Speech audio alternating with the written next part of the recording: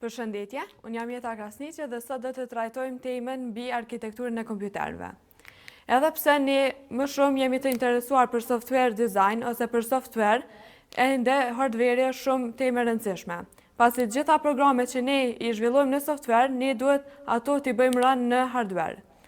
Pas kësaj, edhe nëse profesioni ynë është me software, atëherë ne duhet të dimë hardware-in, pasi ajo do ta bëj kodin ton më praktik, më shpejt të bëhet run dhe më të mirë në përgjithësi. Arkitektura kompjuterit paraqet konceptet themelore dhe mënyrën logjike se si një programues e sheh kompjuterin. Si flasim ne për arkitekturën, më parë dim elementet bazë të saj, si CPU-ja, ALU-ja dhe memoria.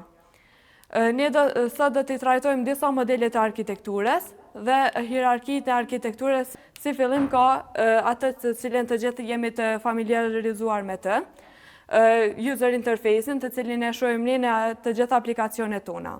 Pas kësaj vjen high level language, të cilat këto janë të shkruara në gjuhët programuese të cilat ne i dim, Java, Python, C# e të tjera. Pas kësaj vjen shtresa assembly language, ku ato programe të cilat ne i kemi shkruar në C apo gjuhë tjera, ato kthehen në gjuhë që më kuptohet më mirë nga makina. Pas kësaj kemi system software, e cila ka sistemin operativ dhe mënyrën se si alokohet memoria.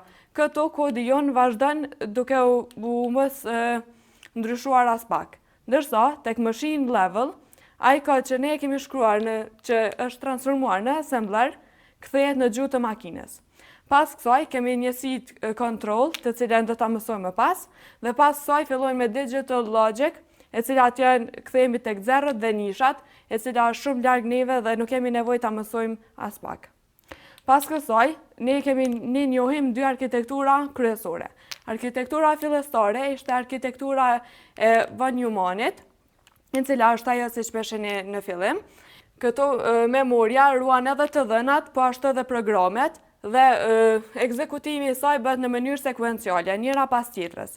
Së pari, të dhënat merren nga memoria dhe shkojnë në CPU, i cili mund të thuash që është si një polic trafiku, i cili dërgon këto nëpërmjet buseve të ndryshme, i vazhdon informatat nëpër të gjithë CPU-n. Më pasi ti merr informatat nga memoria, ai ja dërgon ALU, e cila i bën llogaritjet kryesore në CPU. Ajo i vendos në regjistra dhe më pas dhe rezultatin e tyre e vendos prap në regjistra dhe ja kthen CPU-s, e cila më pas e kthen dhe ruan në memoria. Edhe te memoria kemi disa hierarki të saj, e cila është memoria SSD, e cila është memoria më ngadalt, më pas kemi RAM, e cila është Random Access Memory, ku mund të marrim informatat nëse dim ku janë ato, dhe më pas kemi cache-in, e cila është më shpejt se RAM memoria. Më pas, pjesë kryesore tjetër e këtij modeli të arkitekturës kemi edhe input dhe outputin, me të cilin i marrim informata dhe i japim këto informata jashtë arkitekturës tonë. Të gjitha arkitektura tjera, që nuk janë arkitektura të von Neumannit, të quajmë arkitektura jo të von Neumannit. Një ndër to është arkitektura Harvardit, ku tani nuk është se kemi një memorie në të cilin ruhen dhe të dhënat dhe programet, por ato ruhen në memorie të ndara. Dhe komunikimi nuk bëhet sekuencial një pas një, por bëhet paralel, në mënyrë paralele. Pas kësaj kemi edhe cloud computing. Cloud computing është një nga trendet më të reja në industrinë tonë, ku tani kompanitë e mëdha nuk mund ta lodhin veten me sa vend po nxën memoria atyre apo diçka tjetër, por këto i kalojnë që të merret një kompani tjetër. Edhe te cloud computing ndohet në 3 pjesë kryesore. Kemi software as a service, ku tani nuk kemi shumë kontroll mbi aplikacionet tona.